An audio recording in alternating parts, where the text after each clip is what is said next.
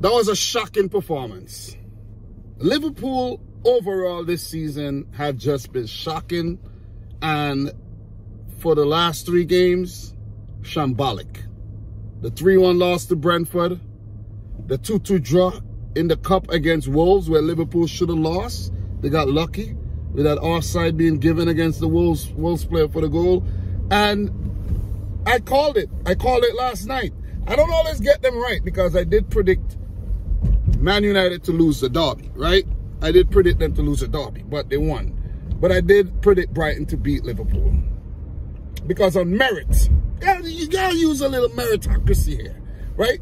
On merit, well, it's in a derby, you don't really use the meritocracy, right? But game that's not a derby, you gotta use the meritocracy. And Brighton, they've been playing some great football, man. They really have been. And the team, it didn't really take a long time to transition from the Graham Potter era to the Roberto De Zerbi era. And they're in fine form once again. It was a little rough when De Zerbi just came in, but the team has adapted to his philosophy. And some players have stepped up while some players have disappeared. Like Trossard, he's disappeared. He's going to leave the club. And Solly March has stepped up big time. So you could see like now this manager's getting the best out of March, whereas maybe Graham Potter couldn't get the best out of him, and, you know, so on and so forth. You know, Trossard, he was magnificent under Potter with a hat-trick in the last game at Anfield where that was a 3-3 draw. You know, so credit to Brighton, man. Credit to them. I showed a lot of faith in them to come into this game and pick up a W and not just a draw, not lose the game, but a W. And when you look at Liverpool, man, look at the performances against Brentford and Wolves. Come on, man. You got to be delusional to think that Liverpool were going to beat Brighton, and from the way Brighton are playing without Virgil van Dijk. You see what I'm saying? No Van Dijk, no Diego Jota, no Luis Diaz. These guys are X factors, you know what I'm saying? These guys make a difference. And I'm going to throw another name in there. No Sadio Mane. Liverpool, you know, I think a ruin letting Sadio Mane go. Players like Mane, Gini Wijnaldum, these players were the key to Liverpool's success. And they haven't, you know, replaced them adequately, in my opinion. Darwin Núñez ain't no Sadio Mane replacement. Come on. You guys see all the chances he's been missing. Sadio Mane with Darwin Núñez chances would have had almost 20 goals. Let's say 15 goals in the Premier League already. You know, so I think that's where Liverpool went wrong with their recruitment during the summer and not extending the contracts of very, very important players. And in the past, letting players that were really key to the system go in favor of some other players who are not really having a big positive effect on the team, in my opinion. And a name I'm going to throw out there, I know it's controversial, but Thiago Alcantara. Having players like Naby Keita still at the club, these guys got to go. These guys are waste. These guys are waste. You know, but look, Brighton deserved the victory. It was a one-sided game. Very one-sided, and you don't see this many times when you have Liverpool coming up against any team. But that one was a one-sided affair. Brighton with 62% of the ball. 16 shots, I think 9 on target. Some ridiculous number like that. Liverpool with only 6 shots at goal. 2 on target. A clean sheet for Robert Sanchez. Oh my God, that was a horrible performance, man. Joel Matip with the mistake for the first goal. Solly March, the second Solly March goal was magnificent. Koaro Mitoma just tormented Trent Alexander-Arnold and whoever was, you know, helping him out on the right side.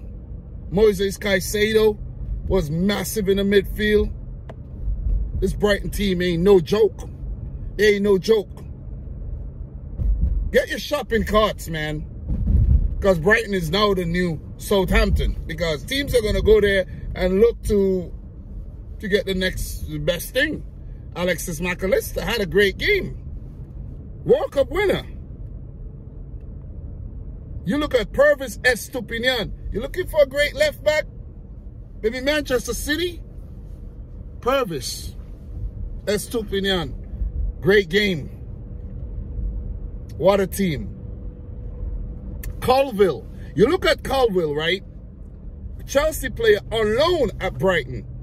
Young, very talented, very assured defender. He did the business, but can't get in at Chelsea. While Chelsea are going out there splashing the cash on Fofana and Badia Chile and all these other defenders. I'm pretty sure Levi Colwill could do same thing. You see? You see what I'm saying, right? So gotta give it to Brighton, though. Gotta give it to Brighton, their recruitment. They lost Cucurella. Oh, Estupinian come through. You know, no Trossard. Ferguson come through. Great hold-up play during the game as well. Adam Lallana, formerly of Liverpool. Yeah, you understand why they let him go.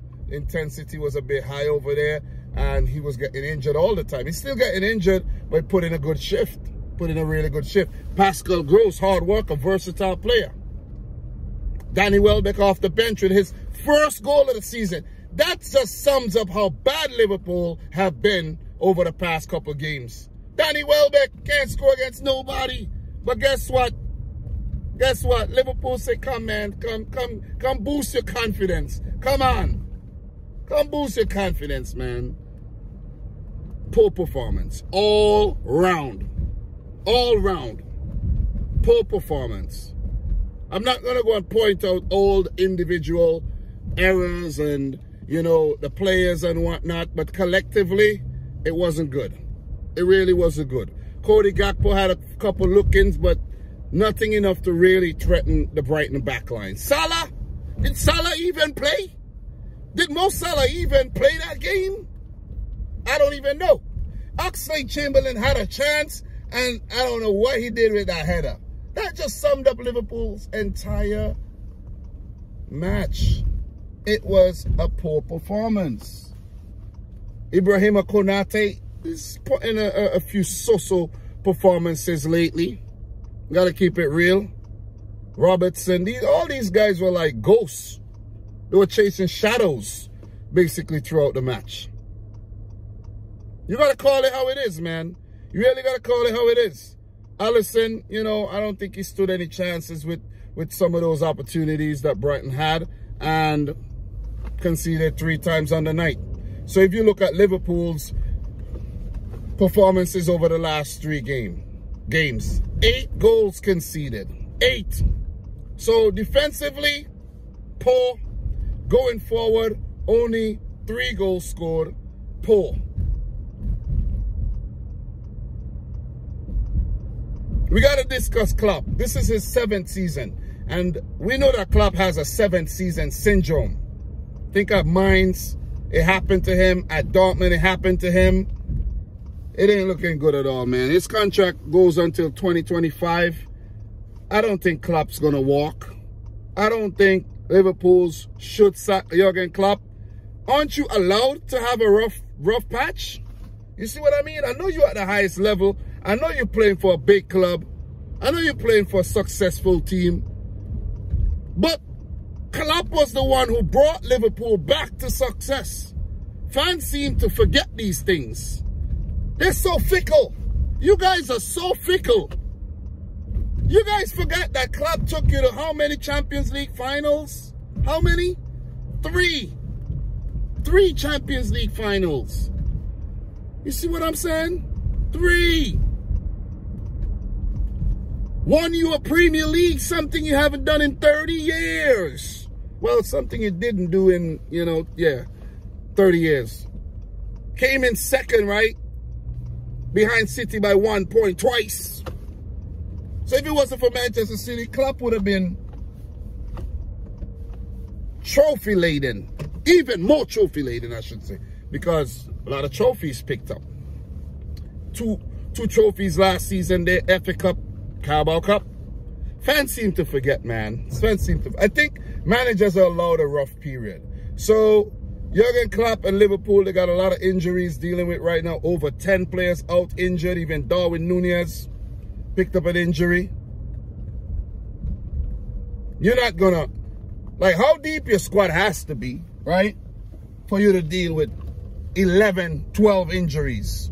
No squad can put up with that. None. Not even a Manchester City. You have 11, 12 players out, you're done. It's over for you. You better pray you pick up some points and get Europa League or squeeze into the Champions League. You see what I mean? I'm going to keep it real. I'm going to keep it real. So, I don't know what the narrative is. I'm seeing people making videos about Klopp and, you know, Klopp's the one who got you in this position in the first place. He's not the only one making the decisions. It's not his money to spend. If it was his money, imagine Klopp at Chelsea with that type of money. Just imagine it. Imagine, take some time, imagine Jurgen Klopp at Chelsea with the money. It's funny, right? I know, but yeah. Liverpool are in a bit of crisis. They dropped to 9th at 28, 26. I don't. Look, Brighton 28 points, I think. Brighton have leapfrogged Liverpool. They're in 7th.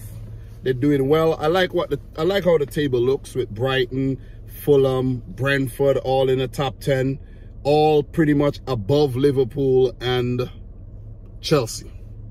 I like the paradigm shift that we're having.